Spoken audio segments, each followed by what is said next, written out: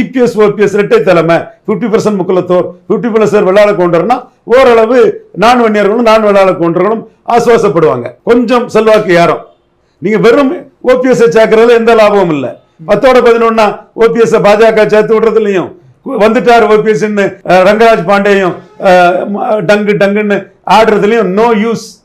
களம் தெரியாம ஆடுற ஆட்டம் தான் ரங்கராஜ் பாண்டேக்கு ஆட்டம். அந்த ஆட்டத்துக்கு வேலிடிட்டி இல்ல. 24ல என்ன பேசினாங்க, எவ்வளவு டால் கிளைம் பண்ணாங்க, எல்லாமே போயின்னு ஆகி போச்சா? அதே மாதிரிதான் இவங்க கதை இருக்கும். நான் சொல்றது களம். ரெட்டத்தலமா இருக்கும் போது பிற ஜாதிகளுக்கு ஒரு ரிலீஃப் இருந்தது. பன்னீர் இருக்காரியா, இது ஒரு ஜாதிக்கு ஆதிக்கத்துல போகாதுன்னு இருந்தது. அதே மாதிரி வடக்கையும் பன்னீர் இருக்கும்போது ஒரு ரிலீஃப் இருந்தது. பன்னீர் அந்த அந்தஸ்துல இல்லைன்னா அந்த ஓட்டே வராது.